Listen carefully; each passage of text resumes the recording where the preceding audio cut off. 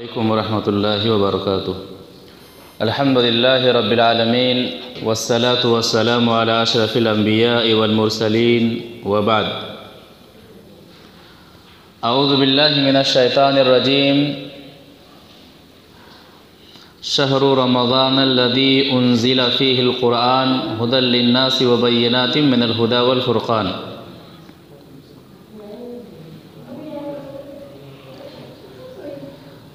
یہ شعبان کا مہینہ ہے۔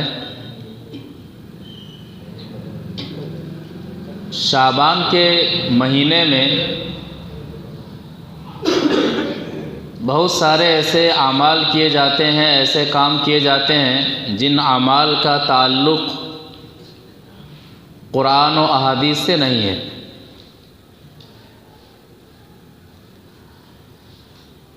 شعبان کے مہینے کی خصوصیت یہ ہے کہ اللہ کے رسول صلی اللہ علیہ وسلم دوسرے مہینوں کے مقابلے میں اس مہینے میں نفلی روزہ سب سے زیادہ رکھا کرتے تھے۔ نفلی روزے کا اہتمام کرنا دوسرے مہینوں کے مقابلے میں یہ شعبان کے مہینے کی خصوصیت ہے۔ اللہ کے رسول صلی اللہ علیہ وسلم کا عمل کیا تھا شعبان کے مہینے میں، اور شعبان کے مہینے میں اللہ کے رسول صلی اللہ علیہ وسلم روزہ بہت زیادہ کیوں رکھا کرتے تھے؟ خود اللہ کے رسول صلی اللہ علیہ وسلم بتاتے ہیں، واضح فرماتے ہیں، احادیث سے ان سب باتوں کی تائید ہوتی ہے۔ نبی صلی اللہ علیہ وسلم نفلی روزہ شعبان کے مہینے میں سب سے زیادہ رکھا کرتے تھے۔ ایک حدیث سے اس کو سمجھتے ہیں۔ وعن عائشہ رضی اللہ تعالی عنہا قالت کان رسول اللہ صلی اللہ علیہ وسلم یصوم حتی نقول لا یفطر ویفطر حتی نقول لا یصوم فما رأيت رسول الله صلى الله عليه وسلم استكمل صيام شهر إلا رمضان وما رأيته أكثر الصيام منه في شعبان رواه البخاری في کتاب الصيام۔ بخاری شریف کی حدیث ہے، راویہ یہ حدیث حضرت عائشہ رضی اللہ تعالی عنہا ہے۔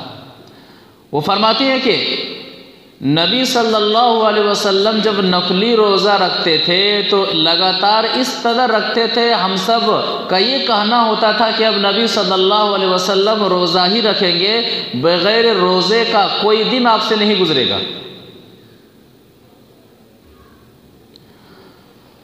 وَيَصُومُ حَتَّى نَقُولَ لَا يُفْطِرُ وَيُفْطِرُ حَتَّى نَقُولَ لَا يَصُومُ، اور نبی صلی اللہ علیہ وسلم جب روزہ رکھنا، نفلی روزہ رکھنا چھوڑ دیتے تھے تو بالکل لگاتار ہی چھوڑ دیتے تھے، روزہ نہیں رکھتے تھے، یہاں تک کہ ہم سب کا یہ کہنا تھا کہ اب نبی صلی اللہ علیہ وسلم نفلی روزہ نہیں رکھیں گے۔ اس کے بعد آگے حضرت عائشہ رضی اللہ تعالیٰ عنہ فرماتی ہیں فما رأيت رسول اللہ صلی اللہ علیہ وسلم استکمل صیام شہر الا رمضان، میں نے محمد صلی اللہ علیہ وسلم کو رمضان کے علاوہ کسی بھی مہینے کا مکمل روزہ رکھتے ہوئے نہیں پایا۔ کیونکہ رمضان کے جو روزے ہیں فرض روزے ہیں، اس کے علاوہ مہینوں میں جو نفلی روزے ہیں، یا تو روزہ رکھنے کا طریقہ یہ ہے، اسے صوم داؤدی کہتے ہیں کہ ایک دن روزہ رکھیں اور ایک دن روزہ نہ رکھیں، پھر ایک دن روزہ رکھیں ایک دن روزہ نہ رکھیں۔ بہت زیادہ اگر روزہ رکھنا ہے تو پورے مہینے کا نفلی روزہ رکھنا نہیں، پورے مہینے کا نفلی روزہ نہیں رکھنا چاہیے۔ یا تو آدمی ہر جمعرات کو اور ہر سوموار کو روزہ رکھے، یا تو ہر مہینے میں جو ایام 20 کے روزے ہیں، 13، 14، 15 تاریخ جو قمری تاریخ ہے اس کا روزہ رکھے۔ وما رأيته اکثر صیام منه فی شعبان، اور شعبان میں نفلی روزے کا اہتمام جتنا اللہ کے رسول صلی اللہ علیہ وسلم کیا کرتے تھے اس سے زیادہ کسی اور مہینے میں نبی صلی اللہ علیہ وسلم نفلی روزے کا اہتمام نہیں کیا کرتے تھے۔ یعنی شعبان کے مہینے میں نبی صلی اللہ علیہ وسلم زیادہ سے زیادہ ایام روزے میں رہا کرتے تھے۔ شعبان میں نبی صلی اللہ علیہ وسلم روزہ کیوں رکھتے تھے؟ اللہ کے رسول صلی اللہ علیہ وسلم دو اسباب بیان فرماتے ہیں، دو وجہ اللہ کے رسول صلی اللہ علیہ وسلم بیان فرماتے ہیں۔ ایک حدیث سے اس کو سمجھتے ہیں۔ وعن اسامہ بن زید رضی اللہ تعالی عنہ قلت یا رسول اللہ لم اراک تصوم شہرا من الشہور ما تصوم من شعبان قال ذاك شهر يغفل الناس عنه بين رجب ورمضان وهو شهر ترفع الأعمال إلى رب العالمين فأحب أن يرفع عملي وأنا صائم، رواہ النسائی فی کتاب الصیام۔ نسائی شریف کے اندر یہ حدیث اسی طرح سے موجود ہے۔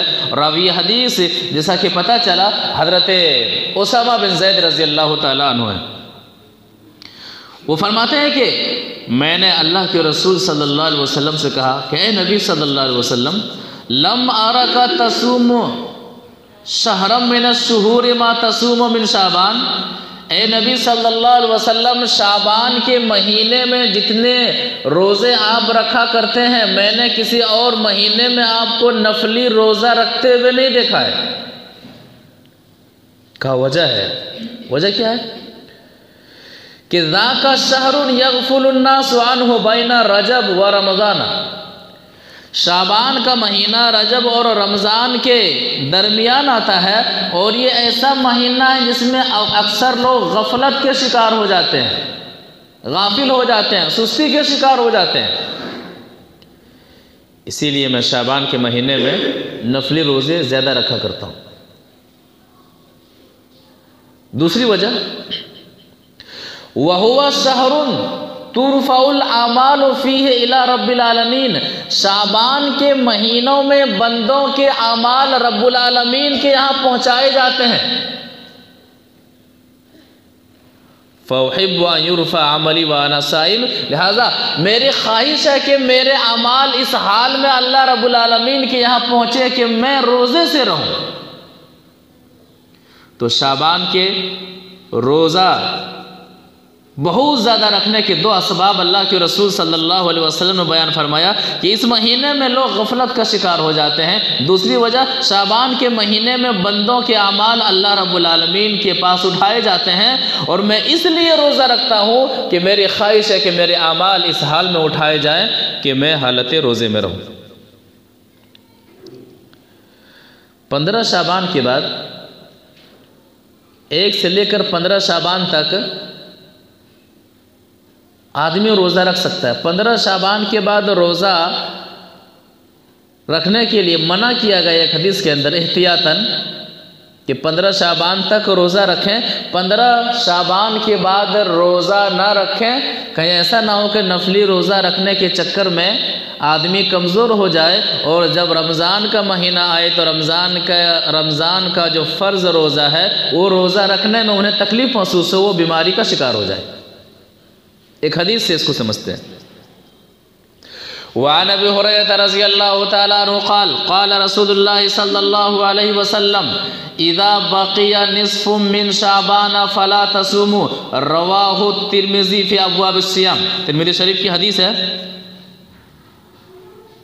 امام ترمذی رحمہ اللہ نے ابواب الصوم کے اندر اس حدیث کو نقل کیا ہے۔ راوی حدیث حضرت ابو ہریرہ رضی اللہ تعالی عنہ ہے۔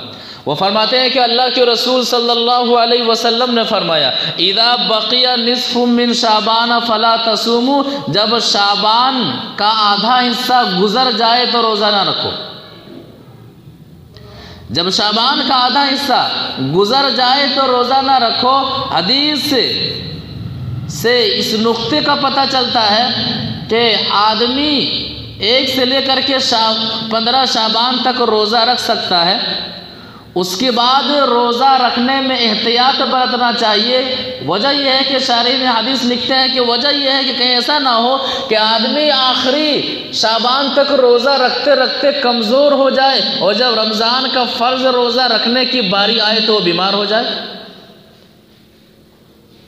یہ حکمت ہے اس حدیث کے اندر جو منع کیا گیا، منع کی یہ حکمت ہے۔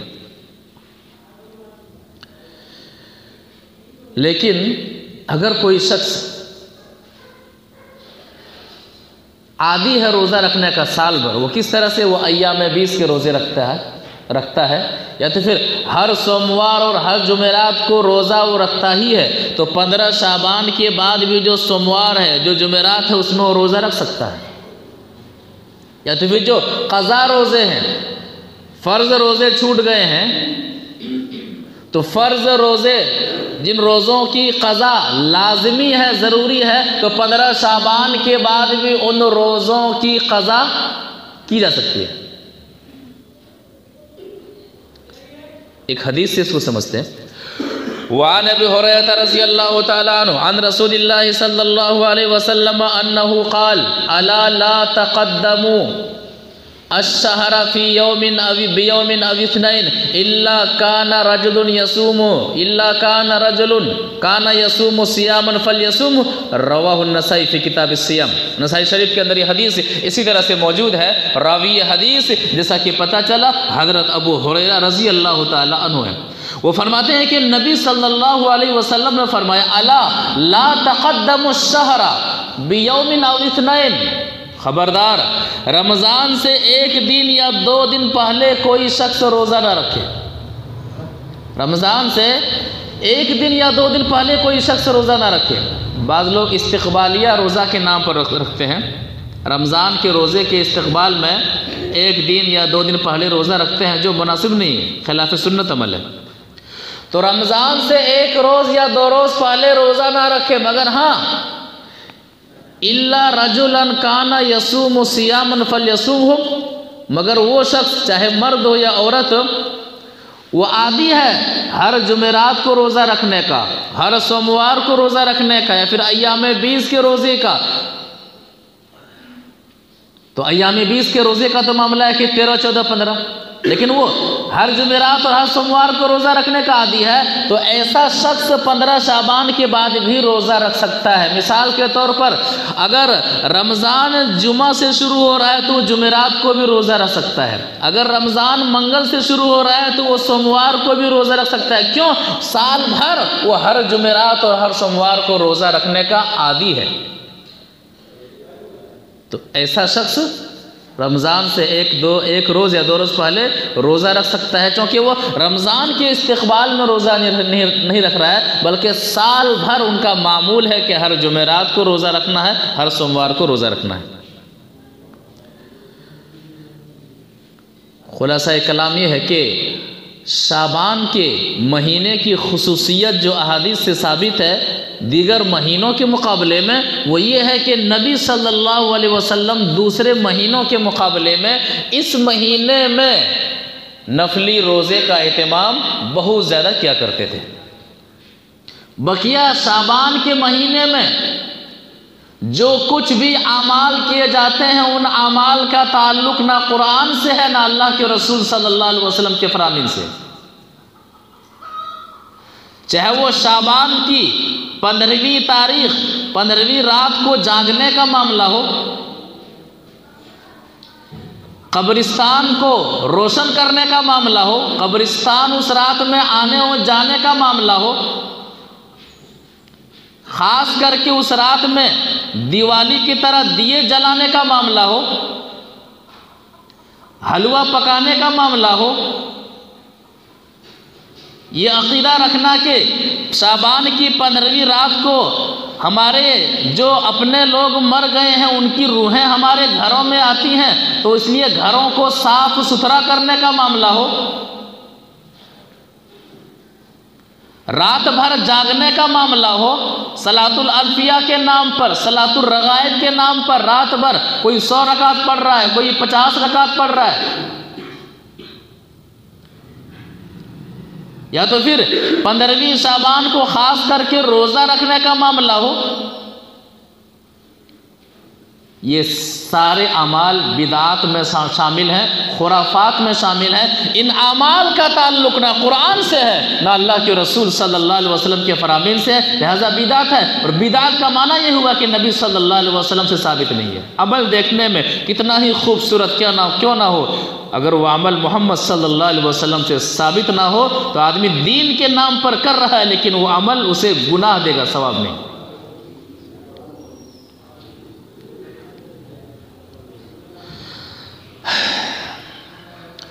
15ویں شعبان کے تعلق سے ایک حدیث پیش کی جاتی ہے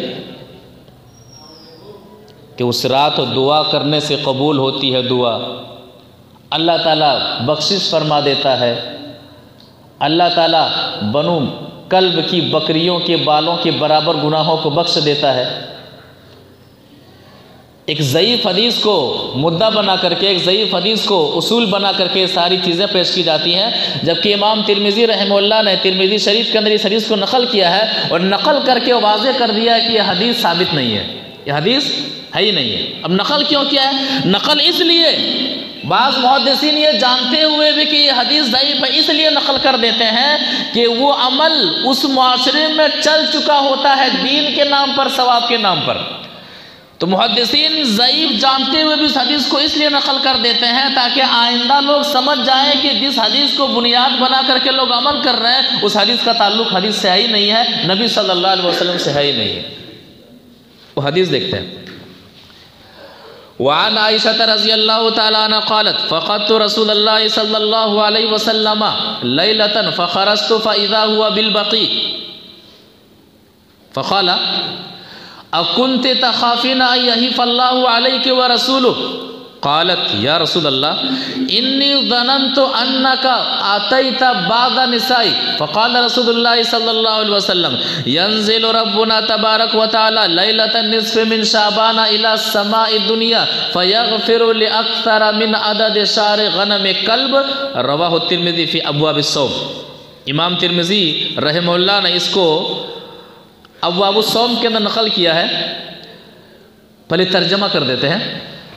حضرت عائشہ رضی اللہ تعالی عنہا کے حوالے سے اس چیز کو نقل کیا جاتا ہے حدیث سمجھ کر کے اور صحیح حدیث سمجھ کر کے کہ حضرت عائشہ رضی اللہ تعالی عنہا فرماتی ہیں کہ میں نے ایک رات محمد صلی اللہ علیہ وسلم کو اپنے بستر پر نہیں پایا۔ میں نے سوچا باری میرے یہاں رات گزارنے کی باری ہے، کہیں ایسی بات تو نہیں ہے کہ آپ میرے کسی سوتنوں کے یہاں چلے گئے ہیں؟ کہتے میں تلاش کرتے ہوئے نکلا تو میں کیا دیکھتا ہوں کہ نبی صلی اللہ علیہ وسلم بقیع قبرستان میں ہے۔ تو اللہ کے رسول صلی اللہ علیہ وسلم نے فرمایا کہ عائشہ کیا تجھے یہ گمان تھا کہ نبی صلی اللہ علیہ وسلم تیرے ساتھ ناانصافی کریں گے؟ عائشہ، شعبان کی 15ویں رات کو اللہ تبارک و تعالی آسمان دنیا پر آتا ہے اور بنو کلب کی بکریوں کے بالوں کے برابر اللہ تبارک و تعالی گناہوں کو معاف فرما دیتا ہے۔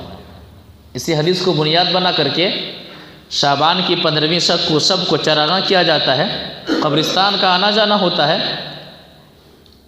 جبکہ اس حدیث کا تعلق نبی صلی اللہ علیہ وسلم سے ہے ہی نہیں ہے۔ ایک ضعیف حدیث کو بنیاد بنا کر کے دین میں اس طرح سے اعمال کو جوڑ دینا بہت بڑی گمراہی ہے۔ اللہ تعالیٰ شعبان کی 15ویں تاریخ کو آسمان دنیا پر آتا ہے۔ صحیح حدیث میں ہے کہ اللہ تعالیٰ ہر رات کو آسمان دنیا پر آتا ہے، شعبان کی 15ویں تاریخ نہیں، ہر رات کو اللہ تبارک و تعالیٰ آسمان دنیا پر آتا ہے۔ لہذا شعبان کی 15ویں تاریخ کی کوئی خصوصیت نہیں ہے۔ وہ حدیث کیا ہے؟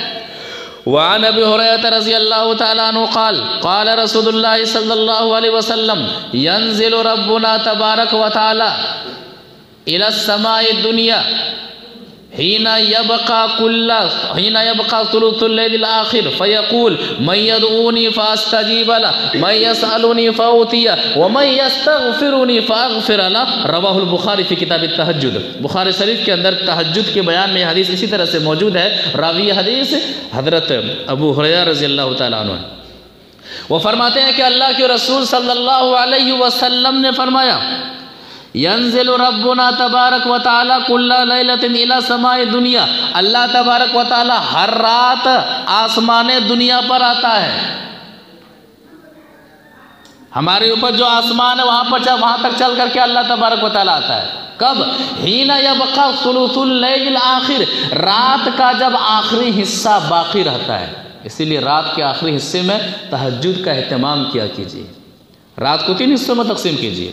رات کا جو آخری حصہ ہوتا ہے اس حصے میں اللہ تبارک و تعالیٰ بندوں کی غرض کو پوری کرنے کے لیے، بندوں کی پریشانیوں کا حل نکالنے کے لیے چل کر کے آتا ہے آسمان دنیا پر کہ مجھے کوئی پکارے تو صحیح.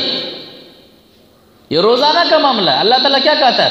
مَن یدعونی فاستجیب لہ، ہے کوئی مجھے پکارنے والا، ہے کوئی مجھ سے مانگنے والا، میں ان کی پکار کو سننے کے لیے عرش سے چل کر کے آسمان دنیا پر آیا ہوں.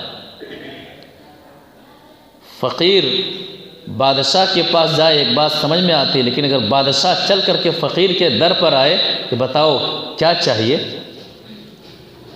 یہ کمال صفت صرف اللہ تبارک و تعالیٰ کے ساتھ ہے. اللہ تبارک و تعالیٰ چل کر کے آتا ہے، میں یدعونی، اس در پہ جانے والے، اس در پہ بھٹکنے والے، یہاں پریشان ہونے والے، وہاں دعا کرنے والے، میں یدعونی، ہے کوئی جو جب ساری دنیا سو رہی ہے کوئی نہیں جان رہا ہے کوئی جو اپنے نرم گرم بستر سے اٹھتا ہے، اپنی نیند کو قربان کرتا ہے، وضو کرتا ہے، نماز پڑھتا ہے اور رب کے سامنے اٹھا دیتا ہے اپنے ہاتھوں کو، آنسو ٹپکاتا ہے. میں یدعونی، ہے کوئی، فاستجیب لہ، ان کی دعا سننے کے لیے میں چل کر کے آسمان دنیا پر آیا ہوں. میں یسألونی فأعطیہ، ہے کوئی مجھ سے سوال کرنے والا، ہے کوئی مجھ سے مانگنے والا، میں ان کی مانگ کو پورا کرنے کے لیے آیا ہوا ہوں. میں یستغفرونی فاغفر لہ، ہے کوئی جس نے بہت زیادہ گناہ کر لیا ہے، جس کا دن گناہوں میں گزرا ہوا ہے، احساس ہو گیا ہے کوئی ایسا گنہگار جو رات میں احساس ہو گیا ہے کہ پروردگارہ غلطی ہو گئی ہے، گناہ ہو گیا ہے، رات میں اٹھ رہا ہے، کہہ رہا ہے پروردگارہ مجھے معاف فرما دے، میں انہیں معاف کرنے کے لیے آیا ہوا ہوں. تو یہ آسمان دنیا پر چل کر آنے کا معاملہ شعبان کی 15ویں شب کو نہیں ہے، بلکہ اللہ تبارک و تعالی ہر رات آسمان دنیا پر چل کر کے آتا ہے. لہذا شعبان کی 15ویں شب کی کوئی خصوصیت نہیں ہے. اسی طرح سے یہ کہا جاتا ہے کہ اس رات میں اللہ تبارک و تعالیٰ گناہوں کو بخش دیتا ہے، اس حدیث کو بنیاد بنا کر کے، جبکہ حدیث ثابت نہیں ہے. دوسری صحیح حدیث میں کیا ہے، کس طرح سے اللہ تبارک و تعالیٰ گناہوں کو بخشتا ہے. حدیث وعن ابی ہریرہ رضی اللہ تعالیٰ عنہ قال قال رسول اللہ صلی اللہ علیہ وسلم تفتح ابواب الجنت یوم الاثنین و یوم الخمیس فیغفر لکل عبد لا یشرک باللہ شیئا الا رجلا کانت بینہ و بین اخیہ شحناء فیقال انظروا هذین حتی یصطلحا انظروا هذین حتی یصطلحا. رواہ مسلم فی کتاب البر والصلہ. مسلم شریف کی حدیث ہے، راوی حدیث حضرت ابو ہریرہ رضی اللہ تعالی عنہ ہے. وہ فرماتے ہیں کہ اللہ کے رسول صلی اللہ علیہ وسلم نے فرمایا تفتح ابواب الجنت یوم الاثنین و یوم الخمیس، سوموار کے دن، ہر سوموار کو اور ہر جمعرات کو جنت کے دروازے کھول دیے جاتے ہیں. ہر سوموار اور ہر جمعرات کو جنت کے دروازے کھول دیے جاتے ہیں. یہی وجہ ہے کہ نبی صلی اللہ علیہ وسلم ہر سوموار اور ہر جمعرات کے روزے کا بھی اہتمام کیا کرتے تھے. فَيُغْفَرُ لِكُلِّ عَبْدٍ لَا يُشْرِكُ بِاللَّهِ شَيْئًا، اور اللہ تبارک و تعالی ہر سوموار اور ہر جمعرات کو ہر اس شخص کو معاف فرما دیتا ہے جو اللہ کے ساتھ کسی کو شریک نہ ٹھہراتا ہو. مشرک کی معافی کسی بھی حالت میں نہیں ہے.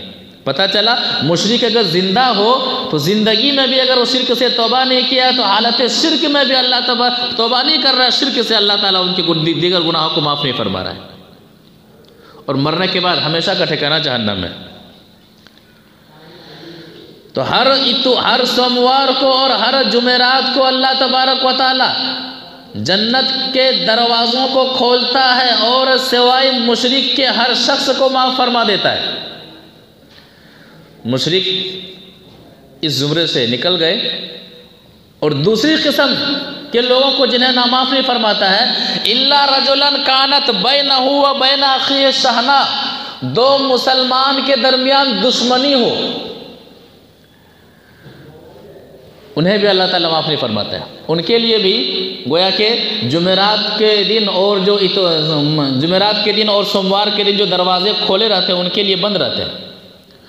دو مسلمان کے درمیان دشمنی ہو تو اللہ تبارک و تعالیٰ ان دونوں کے اعمال کو قبول نہیں فرماتا ہے، فرشتوں سے کہتا ہے انظروا ھذین حتی یصطلحا، ذرا ان دونوں پر نظر رکھا کرو یہاں تک کہ دونوں آپس میں اصلاح کر لیں، ان دونوں پر نظر رکھا کرو یہاں تک کہ دونوں اصلاح کر لیں۔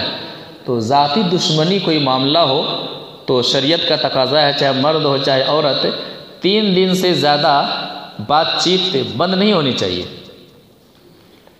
ذاتی دشمنی کا معاملہ ہو، شریعت کا معاملہ وہاں تو آدمی دین کی خاطر اللہ کی خاطر بات نہیں کر رہا ہے، زندگی بھر بھی بات نہ کرے، سالوں سال بات نہ کرے تو چلے گا، کیونکہ اللہ کی خاطر میں نے اس سے کنارہ کشی اختیار کیا ہے۔ لیکن ذاتی دشمنی آج کل نہیں ہوتے، آپس میں کوئی ذاتی دشمنی کا معاملہ ہو جائے، مردوں میں عورتوں میں، ساس بہو کے درمیان معاملہ ہے، باپ بیٹے کے درمیان کوئی معاملہ آ جائے،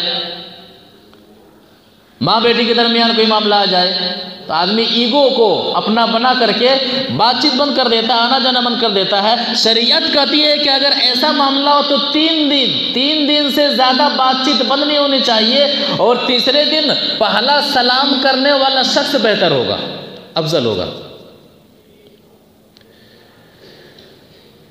تو دونوں حدیثوں کو سامنے رکھے تو 15ویں شعبان کی رات کی جو فضیلت بیان کی جاتی ہے کوئی فضیلت ہی نہیں، ہر رات کو اللہ تبارک و تعالیٰ آسمان دنیا پر چل کر کے آتا ہے، اور ہر سوموار کو اور ہر جمعرات کو جنت کے دروازے کھولے جاتے ہیں اور اللہ تبارک و تعالیٰ گناہوں کو معاف فرماتا ہے۔ لہذا شعبان میں روزے کے علاوہ دیگر مہینوں کے مقابلے میں اس مہینے کی کوئی خصوصیت نہیں ہے۔ اسی طرح سے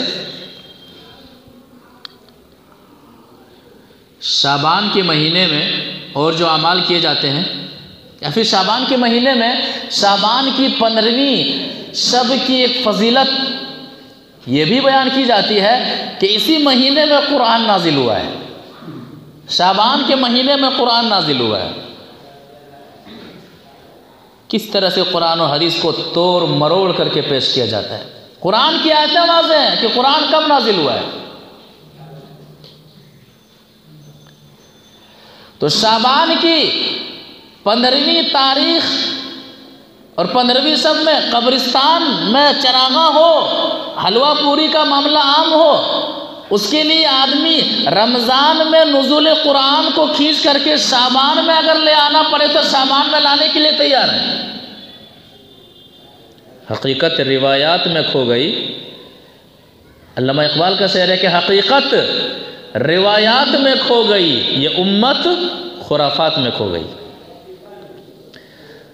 قرآن شعبان میں نازل ہوا ہے کہ رمضان میں؟ قرآن سے ہی پوچھا جائے، قرآن سے ہی پوچھا جائے۔ اللہ تبارک و تعالیٰ سورہ دخان آیت نمبر 3 اور 4 میں فرماتا ہے اِنَّا أَنزَلْنَاهُ فِي لَيْلَةٍ مُبَارَكَةٍ إِنَّا كُنَّا مُنذِرِينَ۔ اللہ تعالیٰ فرماتا ہے ہم نے اس قرآن کو مبارک رات میں اتارا ہے۔ اِنَّا أَنزَلْنَاهُ فِي لَيْلَةٍ مُبَارَكَةٍ، ہم نے اس قرآن کو مبارک رات میں اتارا ہے۔ إِنَّا كُنَّا مُنذِرِينَ، اور ہم لوگوں کو ڈرانے والے ہیں۔ ابھی مبارک رات کون سی رات ہے؟ قرآن سے ہی پوچھتے ہیں۔ سورہ قدر، اِنَّا أَنزَلْنَاهُ فِي لَيْلَةِ الْقَدْرِ، ہم نے اس قرآن کو لیلۃ القدر میں اتارا، شب قدر میں اتارا۔ وَمَا أَدْرَاكَ مَا لَيْلَةُ الْقَدْرِ، اور اے نبی صلی اللہ علیہ وسلم آپ کو کیا پتا کہ لیلۃ القدر کی فضیلت کیا ہے، شب قدر کی اہمیت کیا ہے؟ اب مبارک رات، ہم نے اس قرآن کو مبارک رات میں اتارا، اور مبارک رات کون سی رات ہے؟ سورہ قدر میں آگے اللہ تعالیٰ فرماتا ہے لیلۃ القدر خیر من الف شہر، یہ مبارک رات شب قدر یہ 1000 مہینوں سے بہتر ہے، 1000 مہینوں سے افضل ہے۔ اب لیلۃ القدر شعبان میں ہے کہ رمضان میں ہے؟ بتائیے۔ جاگنے والی جو رات 5 راتیں ہیں جنہیں ہم شب قدر کہتے ہیں، یہ راتیں شعبان میں آتی ہیں کہ رمضان میں آتی ہیں؟ رمضان میں آتی ہیں۔ تو لیلۃ القدر مبارک رات کون سی رات ہے؟ لیلۃ القدر جو 1000 مہینوں سے بہتر ہے۔ اور یہ لیلۃ القدر کب آتی، یہ رات کب آتی ہے؟ رمضان میں۔ اس کا بھی جواب قرآن سے ہی پوچھتے ہیں۔ اللہ تبارک و تعالیٰ سورہ بقرہ آیت نمبر 185 میں فرماتا ہے شہر رمضان الذی انزل فیہ القرآن، رمضان کا مہینہ یہ وہ مہینہ جس کے اندر قرآن کو نازل کیا گیا ہے، قرآن کو اتارا گیا ہے۔ کتنی واضح واضح آیتیں ہیں۔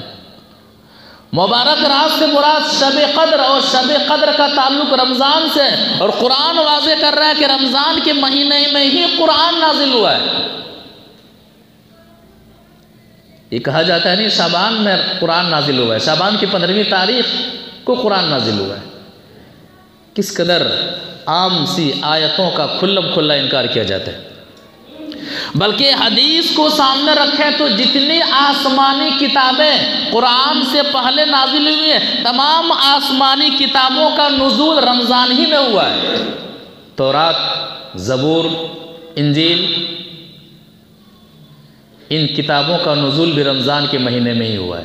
حدیث چاہیے، حدیث وعن واصلہ عن النبی صلی اللہ علیہ وسلم قال انزلت صحف ابراہیم اول لیلۃ من رمضان وانزلت التوراۃ لست مضت من رمضان وانزل الانجیل لثلاث مضت من رمضان لثلاث عشرۃ مضت من رمضان وانزل الزبور ل18 خلت من رمضان وانزل القرآن ل24 من رمضان رواہ احمد فی مسند، مسند احمد کی حدیث ہے، صحیح حدیث ہے۔ شیخ البانی رحمہ اللہ نے صحیحہ کے اندر اس حدیث کو جگہ دی ہے۔ راوی حدیث حضرت واصلہ رضی اللہ تعالیٰ عنہ ہے۔ وہ فرماتے ہیں کہ نبی صلی اللہ علیہ وسلم نے فرمایا انزلت صحف ابراہیم اول لیلۃ من رمضان، ابراہیم کا صحیفہ اللہ تبارک و تعالیٰ نے رمضان کی پہلی رات میں نازل کیا۔ صحف ابراہیم و موسیٰ پڑھتے ہیں نا سورہ اعلیٰ، صحف ابراہیم و موسیٰ۔ حدیث کہہ رہی ہے کہ ابراہیم کا صحیفہ جو نازل ہوا ہے وہ رمضان کی پہلی رات تھی۔ وَأُنزِلَتِ التَّوْرَاةُ لِسِتٍ مَضَتْ مِن رمضان، اور رمضان کی 6ٹھی رات کو اللہ تبارک و تعالیٰ نے تورات کو اتارا۔ وَأُنزِلَ الْقُرْآنُ ل13 مضت وَأُنزِلَ الْإِنجِيلُ ل13 مضت من رمضان، اور اللہ تعالیٰ نے رمضان کی 13ویں تاریخ کو انجیل نازل کیا، انجیل اتارا۔ وَأُنزِلَ الزَّبُورُ ل18 خلت من رمضان، اور اللہ تبارک و تعالیٰ نے زبور کو رمضان کی 18ویں تاریخ کو اتارا۔ وَأُنزِلَ الْقُرْآنَ ل24 من رمضان، اور اللہ تبارک و تعالیٰ نے قرآن محمد صلی اللہ علیہ وسلم پر رمضان کی 24ویں تاریخ کو اتارا۔ تو حدیث تو واضح کر رہے کہ صرف قرآن نہیں، قرآن سے پہلے جتنی بھی آسمانی کتابیں نازل ہوئی ہیں، اتاری گئی ہیں، جو اب منسوخ ہیں، ان ساری کتابوں کے نزول کا جو مہینہ ہے وہ کون سا مہینہ ہے؟ رمضان کا مہینہ ہے۔ پتہ چلا کہ شعبان کی 15ویں رات کی نہ کوئی خصوصیت ہے، نہ 15ویں دن کی کوئی خصوصیت ہے۔ جتنے حدیثوں کو پیش کیا جاتا ہے ساری حدیثوں کا تعلق ذوق سے ہے اور موضوعات سے ہے۔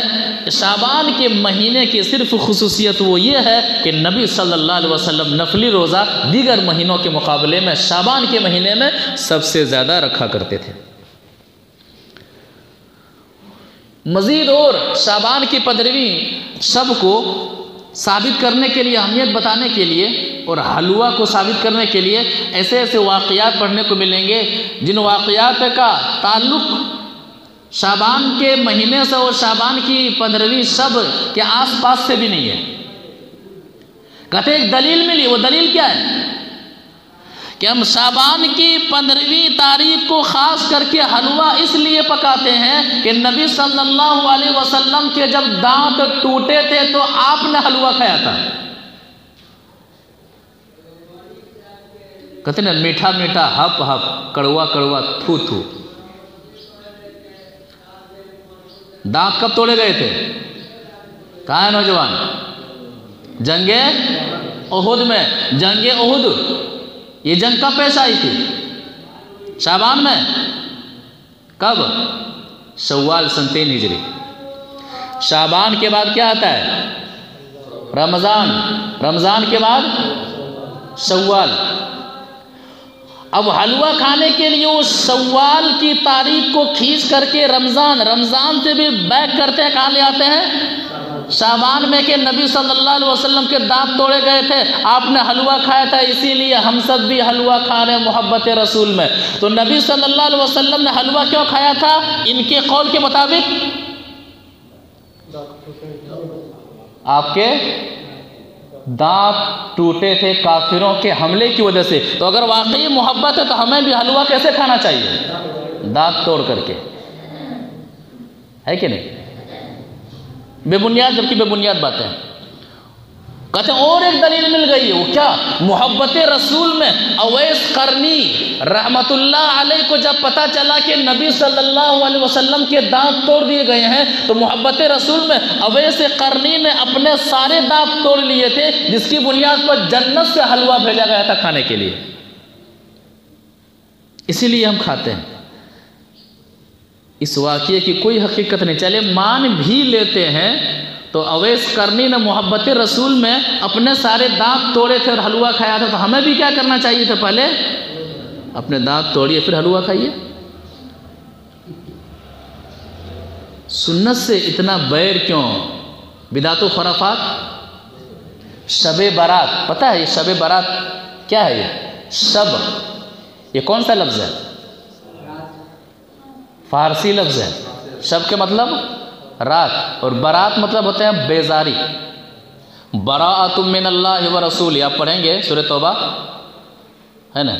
مشرکوں سے برات کا اعلان کرتے ہیں۔ برات کا مطلب بیزاری، قطع تعلق، کوئی تعلق نہیں۔ تو شب برات کیا معنی ہوا؟ بیزاری کی رات، اس رات سے کوئی تعلق نہیں۔ 15ویں صدی ہجری تک کی ابتدا تک اس چیز کی کوئی اہمیت نہیں تھی۔ اس چیز کا معاملہ آپ کو حدیثوں میں نہیں ملے گا لیلۃ البراء کے نام پر، کہیں نہیں۔ کتب میں تفسیر میں کہیں آپ کو یہ ٹاپک نہیں ملے گا لیلۃ البراء، عربی میں برات کی رات، صوفیہ کی ایجاد ہے۔ اس کی ایک دوسری وجہ یہ بیان کی جاتی ہے کہ جس طرح سے رجب کے مہینے میں بدعت و خرافات کو شامل کرنے میں شیعہ کا دخل ہے۔ کتنے رجب کو؟ 22 رجب۔ اصل میں 22 رجب کو یہ جو کنڈے وغیرہ کا معاملہ ہوتا ہے، پوری وغیرہ بھرنے کا معاملہ ہوتا ہے، اور اس تاریخ کو جو ایک اہم چیز سے جوڑ دی گئی ہے کہ اسی تاریخ کو معراج ہوئی ہے۔ نہ قرآن میں معراج کی تاریخ موجود ہے، نہ حدیث کے اندر معراج کی تاریخ موجود ہے، نہ صحابہ کرام نے معراج کی تاریخ کو جانا ہے کہ صحیح تاریخ کیا ہے، انہوں نے جان لیا۔ اصل میں کیا ہے کہ 22 رجب کو امیر معاویہ رضی اللہ تعالیٰ عنہ کی وفات ہوئی ہے۔ آپ شیعوں کے جنتری میں دیکھ لیجیے، وہاں لکھا ہوگا ہلاکت یوم معاویہ، معاویہ کے ہلاکت کا دن، اس دن وہ خوشی مناتے ہیں۔ اس تاریخ کو جوڑ دیا گیا ہے کہ اسی شب کو معراج ہوئی ہے۔ بالکل اسی طرح سے شیعوں کی جانب سے شعبان کی 15ویں تاریخ کو جوڑ دیا گیا ہے عبادت سے، جبکہ اس کا عبادت سے کوئی تعلق نہیں ہے۔ کیوں؟ تحفۃ العوام شیعوں کی کتاب ہے، تحفۃ العوام، ان کے یہاں اماموں کا سلسلہ ہے، تو ان کی کتابوں، ان کی تحفۃ العوام کتاب کے مطابق شعبان کی 15ویں شب کو ان کے جو امام غائب ہیں، جو آنے والے ہیں اور جس پر اور آ کر کے پوری دنیا پر چھانے والے ہیں، تو امام غائب کی پیدائش 15ویں شعبان کی صبح کو ہوئی تھی۔ تو ہر 15ویں شعبان کی شب میں وہ یہی کہتے ہیں کہ اس رات سے ہم بیزار ہو چکے ہیں، اے امام غائب اب ظاہر ہو جا۔ اے امام غائب اب ظاہر ہو جا، تو انہوں نے اس رات کا نام کیا رکھا؟ شب برات، بیزاری والی رات۔ اس رات کا تعلق نہ قرآن سے ہے نہ نبی صلی اللہ علیہ وسلم کے فرامین سے ہے۔ تو لہٰذا شعبان کے مہینے کے اندر جو بھی کیے جاتے ہیں اور نفلی روزے کے علاوہ وہ سارے کے سارے اعمال کا تعلق بدعات سے ہیں، خرافات سے ہیں۔ اور یاد رکھیے نبی صلی اللہ علیہ وسلم کی اتباع میں ہی جنت ہے۔ کامیابی نبی صلی اللہ علیہ وسلم کی بات ماننے ہی میں ہے۔ جو عمل جو کام محمد صلی اللہ علیہ وسلم سے ثابت ہے وہ عمل وہ کام اسی طریقے سے کرنے میں ہی نجات ہے، چاہے مرد ہو چاہے عورت ہو۔ قرآن پڑھا کیجئے، قرآن میں جب بھی پڑھیں گے تو آئیڈیل کے طور پر، نمونے کے طور پر ایک ہی نام کو پیش کیا جائے گا۔ قرآن میں آپ کو ایک ہی نام ملے گا، محمد صلی اللہ علیہ وسلم۔ کبھی رسول کے نام پر، کبھی نبی کے نام پر، کبھی محمد کے نام پر، کہ اس کو مان لو گے تو کامیاب ہو جاؤ گے، اس کو مان لو گے تو کامیاب ہو جاؤ گے، اس کو اپنا لو گے تو کامیاب ہو جاؤ گے۔ اللہ تبارک و تعالی سورہ نساء آیت نمبر 65 کے اندر کیا فرماتا ہے؟ قسم کھا کے فرماتا ہے کہ وہ شخص مومن ہے جو ہر معاملے میں اللہ کے رسول صلی اللہ علیہ وسلم کے طریقے کو اپناتا ہے۔ اللہ تعالیٰ فرماتا ہے فَلَا وَرَبِّكَ لَا يُؤْمِنُونَ حَتَّى يُحَكِّمُوكَ فِي مَا شَجَرَ بَيْنَهُمْ۔ اے نبی صلی اللہ علیہ وسلم، تیرے رب کی قسم وہ مومن ہو سکتے ہی نہیں حَتَّى يُحَكِّمُوكَ فِي مَا شَجَرَ بَيْنَهُمْ، جب تک کہ اپنے تمام اختلافی معاملات میں آپ کو جج نہ مان لیتے ہیں، آپ کو فیصل تسلیم نہ کر لیتے ہیں۔ چاہے وہ شعبان کا معاملہ ہو، چاہے وہ رمضان کا معاملہ ہو، شعبان میں عمل کریں کہ نہ عمل کریں، عمل کرنا ہے تو اس میں نبی صلی اللہ علیہ وسلم کا کیا طریقہ ہے، نبی صلی اللہ علیہ وسلم سے ثابت ہے تو عمل کریں گے، ثابت نہیں ہے تو دکھنے میں کتنا خوبصورت کیوں نہ ہو عمل نہیں کریں گے۔ یہ معاملہ ہے کہ حَتَّى يُحَكِّمُوكَ فِي مَا شَجَرَ بَيْنَهُمْ، جب تک اپنے تمام اختلافی معاملات کو حل کرنے کے لیے اے محمد صلی اللہ علیہ وسلم آپ کا طریقہ نہیں اپنا لیتے ہیں، وہ شخص مسلمان ہی نہیں ہے، وہ شخص مومن نہیں ہے۔ اللہ تبارک و تعالیٰ سورہ نساء آیت نمبر 80 میں فرماتا ہے مَن يُطِعِ الرَّسُولَ فَقَدْ أَطَاعَ اللَّهَ، جس نے محمد صلی اللہ علیہ وسلم کی بات مانی اسی نے اللہ کی بات مانی۔ کتنا اہم نقطہ یہ آیت پیش کرتی ہے۔ ہم لوگ کیا کہتے ہیں؟ سب کا مقصد اللہ کو راضی کرنا ہے، کرنے دو، غلط ہے۔ قرآن کیا کہہ رہا ہے؟ اللہ راضی کیسے ہوتا ہے؟ اللہ راضی کیسے ہوتا ہے کہ آپ جو عمل کر رہے ہیں، آپ جو طریقہ اپنائے ہوئے ہیں، وہ عمل وہ طریقہ محمد صلی اللہ علیہ وسلم سے ثابت ہے تو گویا کہ آپ اللہ کی عبادت کر رہے ہیں، ورنہ طریقہ رسول سے ہٹ کر کے آپ عبادت جو کر رہے ہیں آپ اللہ کی عبادت کر ہی نہیں رہے ہیں، کیونکہ شرط ہے اللہ تعالیٰ نے یہ نہیں کہا کہ جس نے میری اطاعت کی۔ آپ نے اپنے سے پہلے محمد صلی اللہ علیہ وسلم کا تذکرہ کیا کہ مَن يُطِعِ الرَّسُولَ فَقَدْ أَطَاعَ اللَّهَ، اللہ کی بات ماننے والا، اللہ کو راضی کرنے والا، اللہ کو خوش کرنے والا وہی ہے حقیقت میں جو عمل کر رہا ہے تو محمد صلی اللہ علیہ وسلم کے طریقے کے مطابق عمل کر رہا ہے۔ کتنا اہم معاملہ ہے۔ اللہ کے رسول صلی اللہ علیہ وسلم، صحابہ کرام رضوان اللہ علیہ مجمعین بدعت و خرافات سے بہت زیادہ بچا کرتے تھے، کرتے وہی تھے جو محمد صلی اللہ علیہ وسلم سے ثابت ہو۔ جو محمد صلی اللہ علیہ وسلم سے ثابت نہیں وہ حدیثی نہیں ہے، وہ دلیلی نہیں ہے۔ کیوں؟ قرآن ہمیں ایک سوچ دیتا ہے کہ دین وہی ہے جو محمد صلی اللہ علیہ وسلم نے دیا ہے، کر لیں گے تو کیا ہوگا؟ صحیح تو ہے، اچھا ہی تو ہے نا، مقصد اللہ ہی کو راضی کرنا ہے نا، نہیں، یہ سب بدعات ہیں، خرافات ہیں، کر لیں گے تو کیا ہوگا؟ اکثر لوگوں کی جواب ہوتا ہے کر لیں گے تو کیا ہوگا؟ ارے اچھا ہی تو ہے، قرآن ہی تو پڑھا جاتا ہے نیاز فاتحہ میں، کیا غلط ہے؟ ہم بھی کہتے ہیں کہ اگر مغرب کی نماز 3 رکعت ہے، 3 کی جگہ 4 پڑھ لیں گے تو کیا ہوگا؟ چوتھی رکعت میں گانا تو گانا ہے نہیں، چوتھی رکعت میں بھی سورہ فاتحہ ہم پڑھیں گے، چوتھی رکعت میں رکوع میں وہی دعا پڑھیں گے جو رکعتوں میں پڑھتے ہیں، سجدے میں وہی دعا پڑھیں گے جو رکعتوں میں پڑھیں گے، کر لیں گے تو کیا ہوگا؟ پڑھے گا کوئی؟ کیوں؟ محمد صلی اللہ علیہ وسلم سے ثابت نہیں ہے۔ لا الہ الا اللہ محمد الرسول اللہ مل کر کے عموماً آ جائے، کتنا اچھا ہے۔ اگر کوئی مؤذن اذان دیتا ہے اور آخر میں حی علی الصلاۃ حی علی الفلاح اللہ اکبر لا الہ الا اللہ، اگر لا الہ الا اللہ کے بعد اگر محمد الرسول اللہ ملا دے تو کیا ہوگا؟ لوگ کہیں گے اچھا کیا ہے، کہیں گے اچھا کیا ہے؟ نہیں، لوگ پریشان ہو جائیں گے، پاگل آزاد تک دینا نہیں آتا ہے، تو ہم بھی تو کہتے ہیں کہ پاگل مسلمان ہے اور محمد صلی اللہ علیہ وسلم کا طریقہ تک جاننا نہیں آتا ہے۔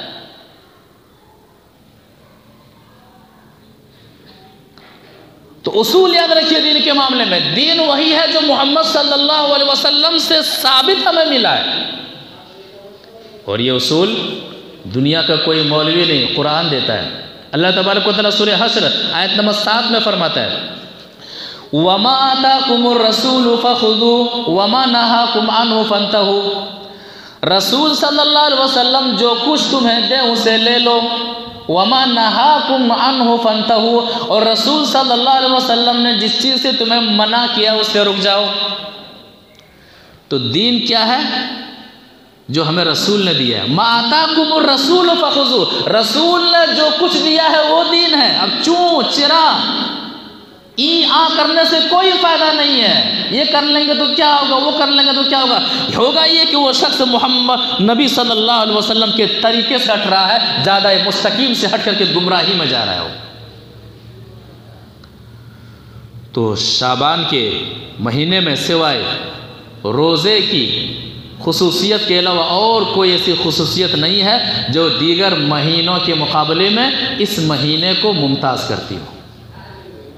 تو یہ بدعات ہیں، یہ خرافات ہیں، اور یہ ایسے اعمال جسے دین بنا کر کے پیش کیا جاتا ہے۔ ایک مسلمان کو اس سے بچنا چاہیے۔ قرآن و حدیث سے محبت کا تقاضا یہ ہے کہ آدمی وہی کرے جو قرآن و حدیث سے ثابت ہو، اور ویسے ہی کرے جیسے کرنا محمد صلی اللہ علیہ وسلم نے سکھایا ہو۔ تو یہ چند باتیں تھیں شعبان کی حقیقت اور شعبان کے مہینے کے تعلق سے، کہ ایک مسلمان کی زندگی چاہے وہ شعبان کا مہینہ ہو، چاہے رمضان کا مہینہ ہو، چاہے کوئی اور مہینہ ہو، ہر مہینے کا جو عمل ہو وہ اللہ کے رسول صلی اللہ علیہ وسلم سے ثابت ہو۔ اللہ تبارک و تعالی ہمیں قرآن اور نبی صلی اللہ علیہ وسلم کے فرامین کے مطابق ہر مہینے کا استقبال کرنے کی توفیق عطا فرمائے، ہر دن کا استقبال کرنے کی توفیق عطا فرمائے، ہمیں بدعت و خرافات سے نفرت کرنے کی توفیق عطا فرمائے، اور ہمیں نبی صلی اللہ علیہ وسلم کی سنتوں سے محبت کرنے کی توفیق عطا فرمائے۔ پروردگارہ جو لوگ بدعت و خرافات کو سنت سمجھے ہوئے ہیں انہیں بدعت و خرافات کو بدعت و خرافات سمجھتے ہوئے انہیں چھوڑنے کی توفیق عطا فرمائے، اور نبی صلی اللہ علیہ وسلم کی سنتوں کے مطابق اعمال کرنے کی، نیکیاں کرنے کی توفیق عطا فرمائے۔ آمین۔